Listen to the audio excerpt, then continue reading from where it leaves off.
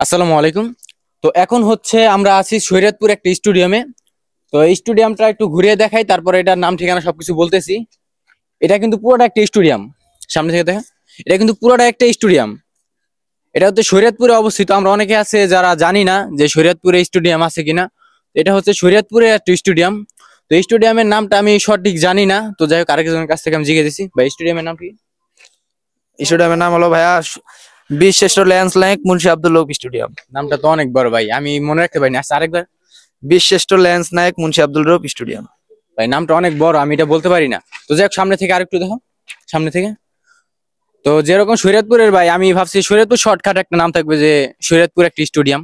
তো যাই হোক স্টেডিয়ামটা কিন্তু অনেক বড়, দেখতেও কিন্তু অনেক সুন্দর। এখনো কিন্তু এটা কাজ সম্পূর্ণ শেষ হয় নাই। তবে আগামীতে আমরা এখানে খেলা দেখতে পারবো যারা শরীয়তপুরে আছে। আমার বাড়িও কিন্তু শরীয়তপুর। তো আমি যে জানি না যে শরীয়তপুর স্টেডিয়াম আছে, তারপর ঘুরতে আসার পরে দেখি যে না, শরীয়তপুরে একটা স্টেডিয়াম আছে বা একটা দরকার। প্রত্যেক কটা জেলায় একটা করে আমি মনে করি যে স্টেডিয়াম দরকার আছে। তো যাই হোক এখন তো উপর থেকে দেখালাম এই জায়গাটা, এখন উপর থেকে দেখালাম। আমরা এখন নিচে চলে যাবো, মানে মাঠে চলে যাব, মাঠের মাঝখানে চলে যাব। ওইখান থেকে ঘুরে হচ্ছে আপনাদেরকে দেখাবো। সো এটা হচ্ছে স্টেডিয়ামের নিচের একটা দৃশ্যটা কিন্তু আসলে অনেক সুন্দর লাগে। আর স্টেডিয়াম তো বোঝেনি যে মাঝখানে ফাঁকা একটা মাঠ থাকবো, আর চারোদিকে দর্শক বসার জন্য, চারোদিকে হচ্ছে দর্শক বসার জন্য যে জায়গাগুলো থাকে, হ্যাঁ চেয়ার গুলা বলি আমরা, চেয়ার বলি। যাই হোক, এটা শরীয়তপুরে হয়তো নতুন এই প্রথমবার এই স্টেডিয়ামটা হয়েছে।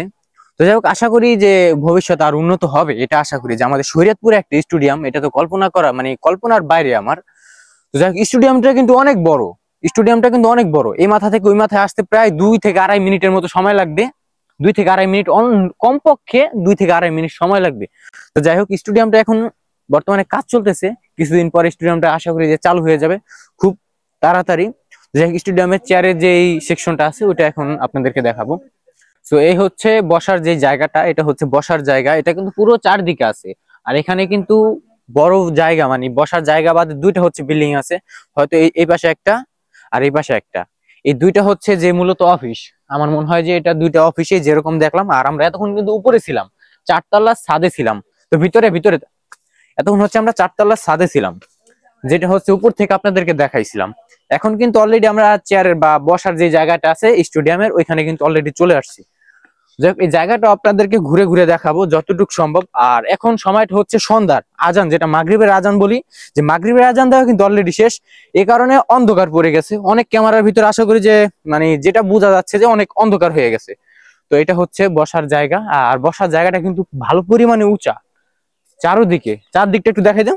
চারদিকটা কিন্তু ভাই আর সন্ধ্যাবেলা কিন্তু অনেক ভালো লাগে, জিনিসটা কিন্তু অনেক সুন্দর। আর বর্তমানে কিন্তু এখানে ক্যাম্পিং চলতেছে, হচ্ছে সেনাবাহিনী, র্যাব, এরা হচ্ছে এখানে ক্যাম্পিং করতেছে। এই কারণে ভিতরে ঢোকা যায় না, অনেক কষ্টে এখানে আমরা ঢুকছি। তো যাই হোক শরীয়তপুরের স্টেডিয়াম কার কাছে কেমন ভালো লাগলো আশা করি জানি না। তো কার কি মন্তব্য অবশ্যই এই ভিডিওর কমেন্ট বক্সে জানিয়ে দিবেন। তো আজকে এই পর্যন্তই। ভিডিওটি ভালো লাগলে লাইক কমেন্ট শেয়ার করবেন। আল্লাহ হাফেজ।